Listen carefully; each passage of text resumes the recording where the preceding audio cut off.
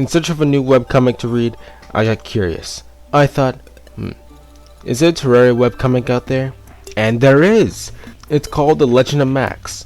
And actually, you may have heard of it because the Hamlish item in Terraria was a reference to the Hamlish in this comic. And I decided that since I enjoy reviewing and talking about media that's generally unknown, and since I really like Terraria, why don't I give my opinion on this webcomic? Spoiler warning because I go very in depth with the characters, what they do, and the general summaries as well, because I literally summarize it to a T. Max suddenly appears in the world of Terraria and meets the guide. Then he makes a house and makes it a bit better thanks to the guide's suggestions.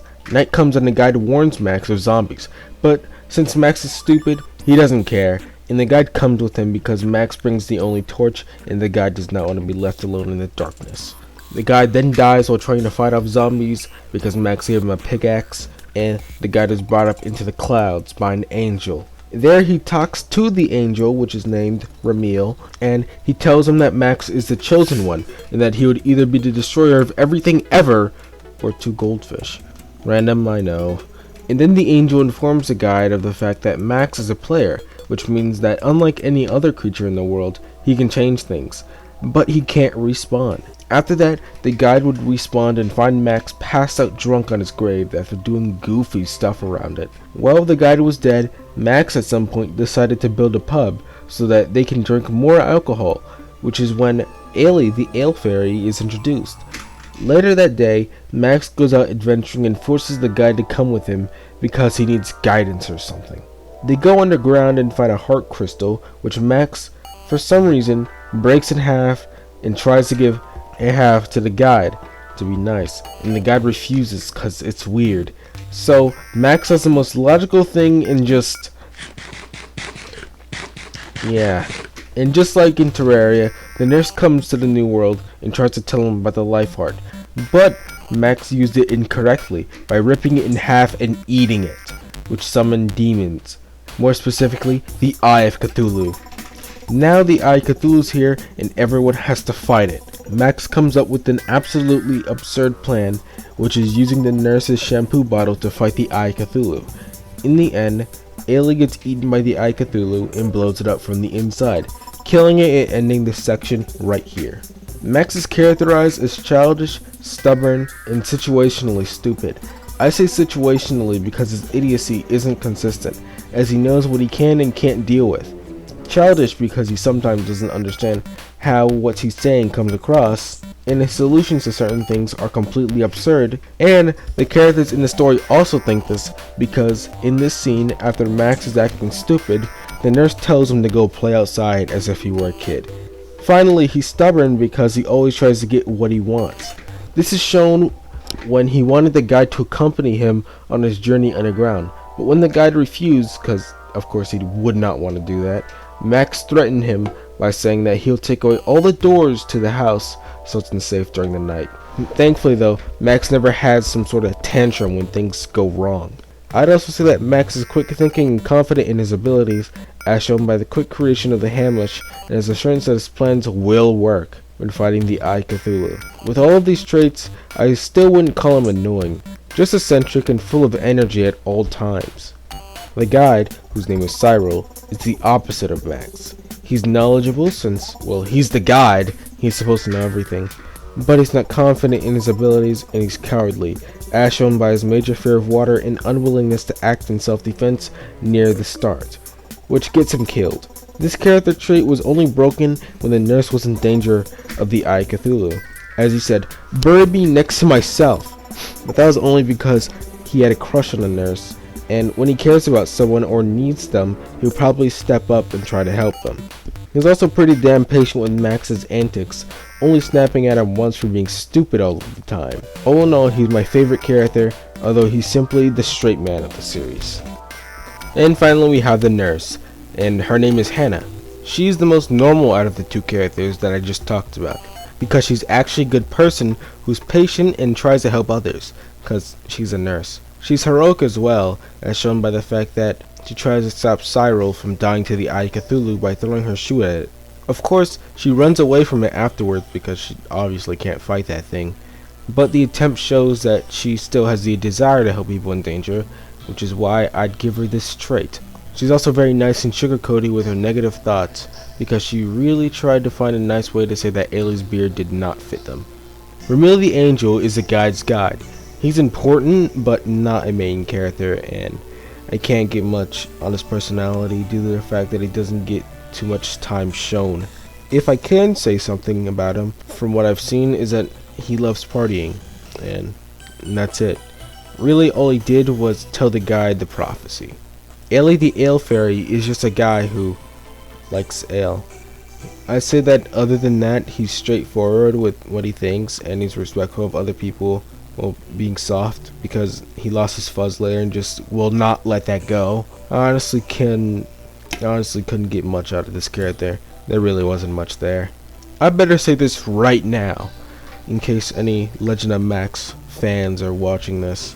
I'll only be talking in depth about the personalities of important characters and main characters rather than every single character in the comic. Simply put, every single character can't be described in depth because that would be absurd, and it'll just be absurd if I take the time to describe every single character in this comic in depth. I mean, I might mention a character that's minor that I like, but I won't describe them in depth. That's just how it will work, and I won't mention them in the future either, unless they get a major role change and become an important or main character. At this point, the comedy is bad. It's incredibly childish, and there's way too much random humor for it to be funny. Even then, most of the jokes that are jokes don't land, and the ones that do only make me say in my head, oh, I can see how someone could find that funny, but I don't actually laugh.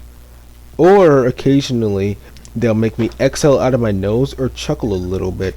Later on though, as in when they're fighting the Eye of Cthulhu, the jokes land way more. I can't name a specific point as this comic improves a minuscule amount every page, but I would say that around the time Hannah was introduced was when the comic started being a little funnier. Too bad that she's introduced like 120 pages in, as most people would probably give comics like 20 pages to see if they'd read the whole thing or not. And the only reason why I kept reading past all the bad jokes and unfunny moments was the hope that this series would get better at some point, and the constant feeling of, wow, this guy could be funny, he just has to improve just a little bit. The visuals at the start were also horrible, just like the humor. Some parts are literally edited in MS Paint, like this scene when Max is fighting the zombies. At least the character sprites are well drawn, even though they're just Terraria characters. Later on though, the sprite work gets way better, as evidenced by when the Eye of Cthulhu is introduced. And even before then, the visuals for the comics gets better pretty quickly. At the point where the Eye of Cthulhu is killed, the comic is serviceable visually. After the Eye is defeated, Max is left unconscious after the fight in the pub. A day passes and the Dryad is introduced. She's dead set on making sure that Max's prophecy plays out perfectly and as intended without interference or help from anyone. So when she hears that Ailey was the one that defeated the Eye of Cthulhu, she's pissed. She wants them to leave, but she says that if Ailey makes her Tom Collins, he could stay. I don't know why specifically that, but whatever. So Ailey spends a lot of time trying to conjure up different drinks, and Cyril, I don't know how to say his name, taste tests every single one. Max was also lost somehow during this, as he had escaped when one of the NPCs weren't looking. But anyway, the guide still kept taste testing until he drank a pink one, which really fucked him up for whatever reason. He began acting unlike himself and went out into the corruption where he got lost. The nurse and the Dryad after this went out to search for Max and to make sure that Cyril doesn't die in some horrendous way. And it just so happens that Max was already in the corruption, where he got a cool set of armor and a new sword. After both Max and the Dryad find Cyril, she mistakes Max for being a monster and attacks him, nearly killing him before he's saved by the guide, who sacrifices himself to save Max. To bring him back quickly, the nurse shook fairy powder on him, and he was good as new. Then Max fell down a chasm and found a corruption orb, and tells the others that he found a gun from destroying 2 others as well. The Dryad takes his gun and fucks up by shooting the corruption orb, destroying it and summoning the Eater of Worlds. Of course, Max and the Eater of Worlds fight for a while, resulting in the Eater's defeat when Max cuts it in half and makes most of the Eater's parts collide with each other, killing both parts instantly. In the end of this part, Max prevailed even though the Dryad was more than sure that he was going to die. Yay, our first new main character, the Dryad, named June. She is determined and dead set on making sure that the prophecy set for Max goes as intended, as evidenced by what she said and her actions. This also means that if Max is in grave danger, she won't help him. Personal opinion, I understand what she's going for, to make Max stronger, or to see if he's strong enough to uphold this prophecy, but that just doesn't sit right with me. She's also a violent, apathetic asshole to everyone, and she has anger issues too. She uses threats against the other characters all the time to scare them and make them do what she wants them to, in order to remain as a leader of sorts. And the only thing she cares about is the prophecy going correctly and the fact that Max is the chosen one, not Max as a person. This is shown when the Dryad nearly kills Max, and instead of saying something like, "I almost killed him," or "I almost killed Max," she just said, "I almost killed the chosen one," because she gives zero fucks about Max as a person or any other NPC. She also always makes sure things unrelated to the prophecy go her way, since she's the most powerful thing shown up to that point. She's incredibly easy to piss off, which is weird for a creature that lived for at least 500 years. And it's weird that her apathy doesn't counteract that. The best word you could describe her with is grumpy. Plus she's a toxic girl boss because she basically gaslighted Ailey into saying that she didn't fuck up and summon the Eater of Worlds. And she herself decides to place that blame on Max, who had no clue that the Eater of Worlds existed prior to the NPCs telling him. Basically, the Dryad up to this point is very unlikable because of her incredibly toxic behaviors, and she's my least favorite character. And I'd sum her up as a horrible person dead set on trying to do something good for her people and going across it in a horrible way. About the other characters, firstly Max. Max is actually pretty damn crafty. He traversed the corruption without any prior knowledge of it and got himself a full set of metal armor, a new sword, and a musket from a demon orb, showing that he has some sort of skill in figuring things out since he had no help from the guide. Plus he's battle smart as well, as shown by how he defeated the Eater Worlds and how solid his planning process is.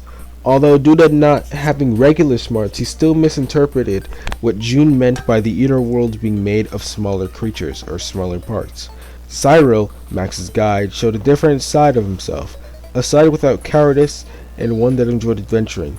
Although I think that this will just be a one-time thing since it was a potion that he took to take this side that's in him out of him, and it was probably just a thing that was there for the guy to end up in the corruption so that there's some extra conflict. He of course showed the actual side of himself, not part of the potion, who will help his friends when they need it.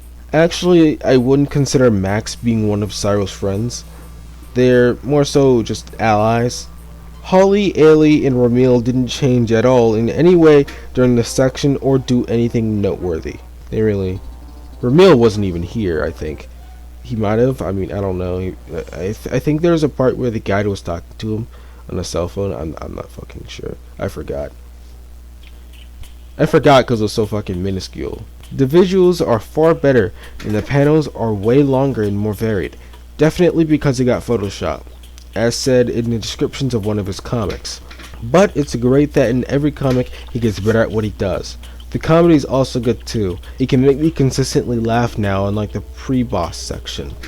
I have no problems with the jokes now, as random humor has been removed and replaced with actual jokes, all without an easy way out, like saying fuck or doing some vulgar actions over and over, which is great because I see that as an easy way to be funny. Gonna say this real quick, if you were watching up to here, then click the like and subscribe button because you're probably enjoying it if you didn't click off by now. Max goes back to the Eater World's corpse after the guide tells him that they need to harvest it for powerful materials.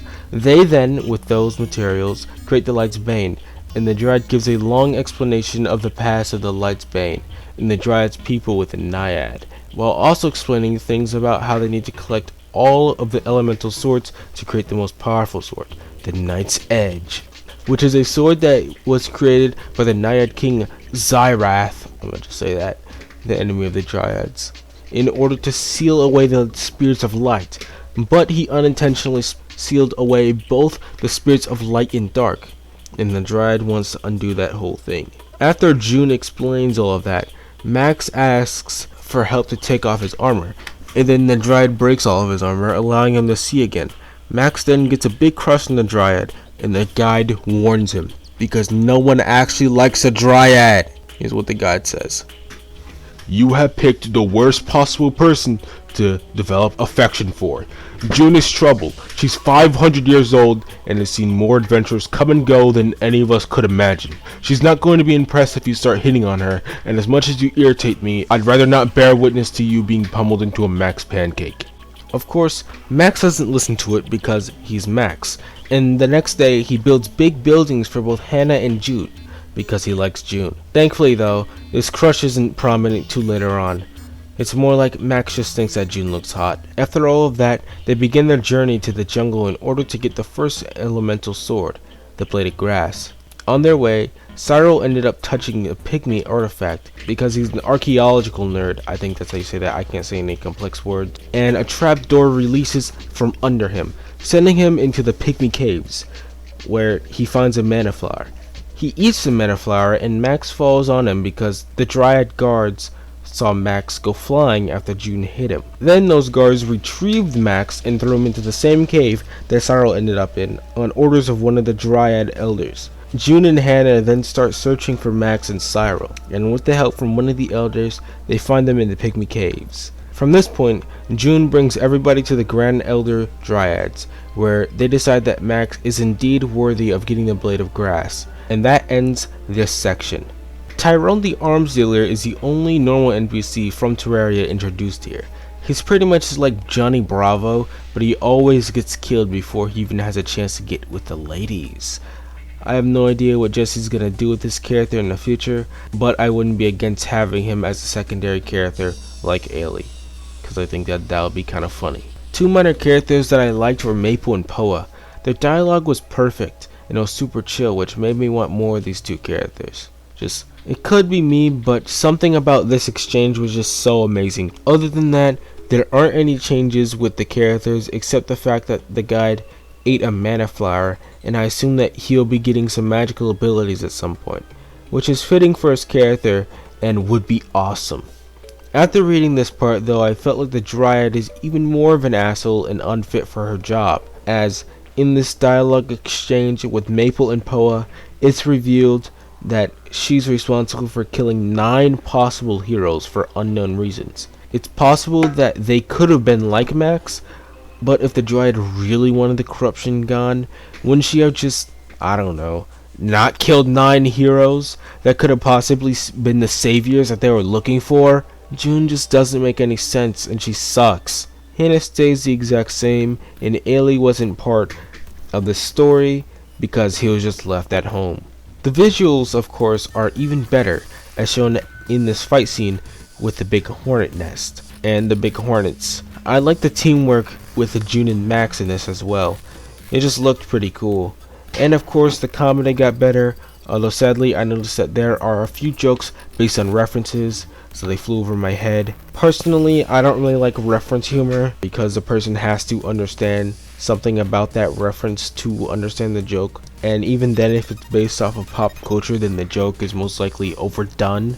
But thankfully though, some of the reference jokes were written well enough and subtle enough that you didn't have to understand what reference or that they came from or what they were referencing to find it funny. There was a single joke where the punchline was random near the end, but I can let it slide because most of the other jokes landed and it was only a single instance of a random joke. Now, I would not normally split a video into 2 parts because I find that shit annoying, but I only have 2 days to read the comic, write a script, read my script, and then edit the video because I'm going to be going somewhere for at least 1 week. And I might not even be able to get this video out, so this part would be fucking useless. I don't know, but I'm gonna keep what I just said in anyway. Look, having 2 parts is inconvenient and waiting sucks, but I'd rather schedule half of a video and get it out on Monday. And like, I want to get it out at like, what's a good time? 7 a.m. 7 a.m. is a good time. What was I saying?